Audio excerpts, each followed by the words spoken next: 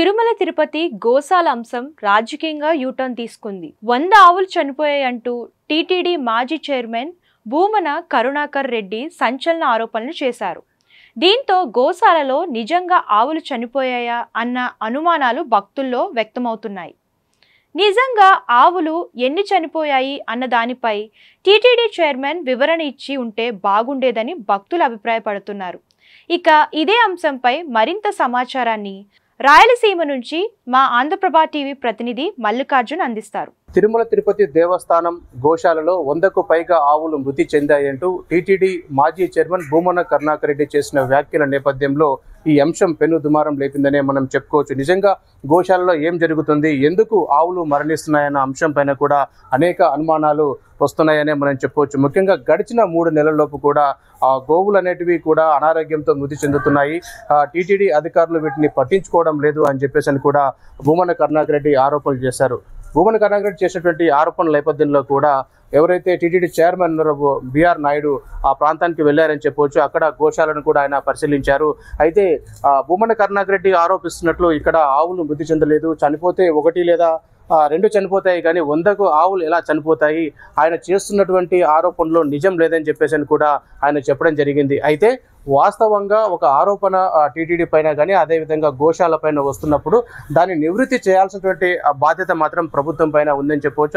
అలాగే TTD chairman పైన ఉందని చెప్పవచ్చు. ముఖ్యంగా మనం చూసుకుంటే గోశాలలో 100 ఆవులు చనిపోలేదంటున్నారు. అసలు ఎన్ని ఆవులు చనిపోయినాయి అనే అంశాన్ని కూడా ప్రజల ముందుకు పెట్టాల్సినటువంటి అవసరం ఉంది. ఎందుకంటే ఇవి భక్తుల యొక్క మనోభావాలకు సంబంధించిన అంశాలు. ఎందుకంటే కొన్ని కోట్ల రూపాయల విరాళాలు కావచ్చు, అనేకమైనటువంటి డెవలప్మెంట్ యాక్టివిటీస్ కూడా తిరుపతిలో జరుగుతుంటాయి. కాబట్టి భక్తుల మనోభావాలకు సంబంధించినటువంటి అంశం కాబట్టి ప్రతి విషయంలో కూడా ఒక క్లారిటీ అన్నది మెయింటైన్ చేస్తే బాగుంటుందని చెప్పేసి కూడా భక్తులు అభిప్రాయపడుతున్నారు. నిజంగా గోశాలలో ఏం జరుగుతుంది, ఒక ఆరోపణగా లేదు, ఇది అబద్ధమని నిరూపించాలంటే కనుక ఖచ్చితంగా రాష్ట్ర ప్రభుత్వం కావచ్చు, అక్కడ ఉన్నటువంటి టీటీడీ అధికారులు కావచ్చు, ఈ విషయం పైన కూడా పూర్తి క్లారిటీ ఇవ్వాల్సినటువంటి అవసరం ఎంతైనా ఉందని చెప్పొచ్చు. ముఖ్యంగా మనం చూసుకుంటే గోశాలకు వచ్చేటువంటి ఆవులకు ఒక నంబరింగ్ ఇవ్వడం జరుగుతుంది. ఏ ఆవు ఏ టైంలో వచ్చింది, ఎంతవరకు ఉంది అనే విషయంలో కూడా ఏ ఆవు జబ్బు పడిందనే అంశం కూడా, అంటే ప్రతి ఒక్క ఆవుకు కూడా ఒక నంబరింగ్ ఉంటుంది. అయితే ఈ నంబరింగ్ తోటి ఎన్ని ఆవులు అక్కడ లైవ్గా ఉన్నాయి, ఎన్ని ఆవులు ఒకవేళ అనారోగ్యంతో మృతి చెందాయన్న విషయం కూడా మనకు తేటతెల్లం అవుతుంది. కాబట్టి ముఖ్యంగా ఆ దిశలో అధికారులు పూర్తి స్థాయిలో ఆ గణన అనేది చేయాలి. అంటే ఎన్ని ఆవులు మృతి చెందిన విషయాన్ని కూడా పూర్తిగా బయట పెట్టాల్సిన అవసరం ఉంది.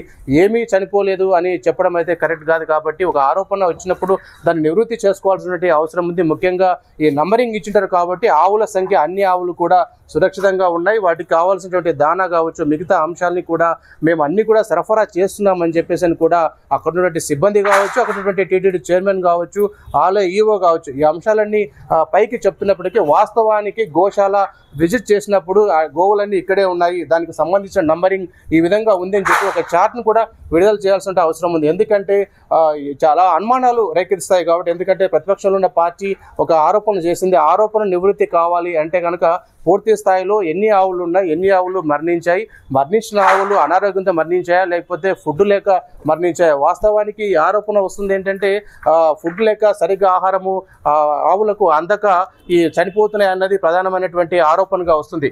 గడిచిన 3 నెలల్లోపు 100 ఆవులు చనిపోయాయి అంటే ఇది చిన్న విషయం కాదు. కాబట్టి టీటీడీలో ఉన్నటువంటి చైర్మన్ దీనిపైన కూడా ప్రత్యేకమైనటువంటి శ్రద్ధ వహించాలి. అక్కడ గోశాల చూసినటువంటి ఇన్ఛార్జ్ ఎవరైతున్నారో అతను బాధ్యత వహించాల్సిన అవసరం ఉంది. పూర్తి స్థాయిలో ఎన్ని ఆవులు ఉన్నాయి, అక్కడ ఎన్ని ఆవులు చనిపోయిన విషయం పైన కూడా పూర్తిగా క్లారిటీ ఇవ్వాల్సినటువంటి అవసరం ఉంది. ఇదేదో రాజకీయంగా విమర్శలు చేసి భూమన కరుణాకర్ రెడ్డి ఈ విషయం బయట పెట్టాడు కాబట్టి అతని పైన అతను నాస్తికుడు, అతనికి దేవుడు అంటే నమ్మకం లేదు, అతని ఆరోపణలు పట్టించుకోవాల్సిన అవసరం లేదని చెప్పేసి కూడా రాజకీయంగా విమర్శలు చేసే కంటే వాస్తవంగా అక్కడ ఏం జరుగుతుంది, గోశాలలో ఏం జరుగుతుందన్న విషయాన్ని మాత్రం ప్రజలకు తెలియజేయాల్సినటువంటి అవసరం ఉంది. ఎందుకంటే భక్తుల మనోభావాలకు సంబంధించినటువంటి అంశం గోశాల అంటే గోమాతను దేవతలుగా పూజిస్తారు.